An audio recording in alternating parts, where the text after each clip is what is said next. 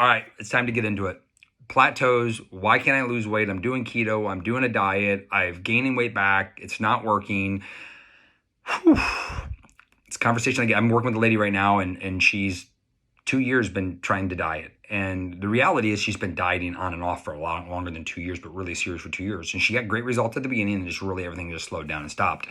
And I'm going to give you the reason why. Now, it's really important for me just to do a disclaimer here is there are people out there that believe it's calorie in, calorie out. And if you're a very, very metabolically healthy individual, that's probably going to be true. Calories are going to matter. Calories do matter, but it's just it's a simple formula. And I see this a lot. But only people that really say that are buff people that they cut down their calories and they lean out fast. That's the only people that say that. People that I work with the complicated majority of the population. Unfortunately, that doesn't work all the time because they're metabolically inefficient, meaning that they're not converting fat efficiently enough to make up the caloric difference from reducing their calories. So that means if their basal metabolic rate is 1500, they drop to 1200. What happens, they'll lose some weight at the beginning. And then what happens, they don't realize it's happening, but their metabolism starts to slow down and they're no longer converting fat to fuel efficient. So therefore, their metabolic rate slows down to 1400 instead of 1500. Last thing you want to do. So it's important. You always want to maximize performance of the body, right? Muscle performance, brain performance, metabolic performance. You want the body to be more efficient at metabolizing body fat. And on a low-calorie diet for an extended period of time can actually mess that up and slow it down. And that's what's happening. That's what's happening to this young lady that I'm working with right now. And I see this, I've been seeing this a lot. I saw this in my practice back 10, 15 years ago. I just didn't have as good of tools to work with as I do today to get them out of that. So I'm going to give you the recipe to start correcting that. But there's a few things I need from you first. Most important thing is you got to get rid of the scale. Because if this happened to you, and this is your situation, which is a good chance, if you've been yo-yo dieting, you've been on diets for a long period of time, you've been if you're a person that worries about how much you're eating all the time, there's a good chance you've been on a caloric restriction. Sometimes sometimes it's not, sometimes you're lying to yourself. But in this situation, it can be the case. And you're really disciplined on your low calorie diet, even if it's keto, this can still happen. Less likely to happen on keto, but it still can happen. So this is really important for you, but you got to get rid of the scale. The scale is going to mess you up psychologically because we have to focus on performance, human performance, for at least 3 to 6 months. And that can be variable. I mean, some people can do it faster. It all depends on your starting point. And if you look at the scale as your measurement of success, you might be very disappointed in those 3 to 6 months because the scale might not move, but your clothes might start to shrink because we're going to improve your performance of your body. And so what I recommend is I have an evaluation technique where you have to measure other things than your scale. You have to, unless you have a body fat, really good a DEXA scan or something to measure your body fat, which you probably don't. I don't recommend measuring anything around your body image, like body fat, weight. I don't recommend those things unless you have the top stuff in the world because you're going to feel like sometimes you're maybe not getting results, but your body's becoming more performing better. So what I do recommend is a physical performance test because we can assess that each week or every couple of weeks and you're going to see that improve. Maybe it's a burpee test. How many burpees in a minute? How long can you hold a plank? How fast can you walk a mile? How fast can you run a mile? These are optional. You just pick at least 3 of them. How many push-ups can you do on your knees? How many push-ups can you do on your toes? How many push-ups can you do on your counter? And I recommend videotaping yourself because you can start to see the quality of your movement also improve. You could do a box step up. You could do jumps. You can really kind of do anything. But what we want to see is over each month, we want to see your performance, physical performance. Because if physical performance goes up, metabolically, you're probably getting more efficient. You're definitely getting stronger, which is going to set you up and bring up your metabolism to become a better fat burner, right? Also, physical exercise helps you support that. So that's what we want to focus on. Now, from a nutritional perspective, this is really important. I have 2 systems that I recommend. They're really, really close. One's just a little variation. Now, some people go out there and go, well, you're just not eating enough. Then people start eating more and they gain weight. That's because they don't realize they slowed down their metabolism. So that's a mistake too. You can't just start eating more. It doesn't work that way. You need to, but you can't. Otherwise, what's going to happen is your pants are going to get tight. You're going to quit and never get to the long-term results. And then we have to talk about this next year and the year after when you finally realize you have to do it the right way. So what you're going to do in the morning is you're going to drink your ketones. Now, this is really important. If you're this type of person, I'm going to recommend ketones in the morning and a Keto Pro in the afternoon. Now, you can add extra ketones in there if you want, but that's kind of the recipe for success. Ketones in the morning, Keto Nat in the morning, Keto Pro in the afternoon. What you're going to do is for 4 days a week, you're going to delay your first meal until around noonish. I want you to still focus on high quality foods. I'm not even overly focused on like super keto, but more carb conscious. So pick protein, vegetables, even some low carb fruits. I'm fine with all that.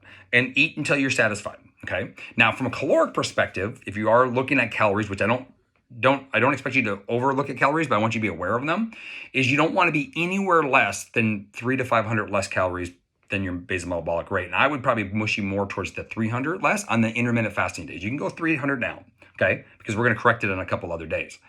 Now, what you're going to do is you're going to do that for lunch and dinner. And the idea is to eat all your calories in those 2 meals, okay, outside of you drinking your ketones. If you need a snack, an avocado, hard-boiled egg, things like that will be just fine. Olives, and vegetables, that's fine. I don't mind the snacking in between, or even a late night, or something late night is fine too.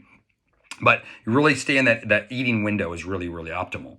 Now, the other thing, so you're going to do that 4 days a week. Now, you can choose any 4 days. I choose Tuesday. I choose Thursday, Friday, and Sunday are my 4 days. Okay, I still do this. This is my maintenance plan too, but this is really good for correcting a couple things.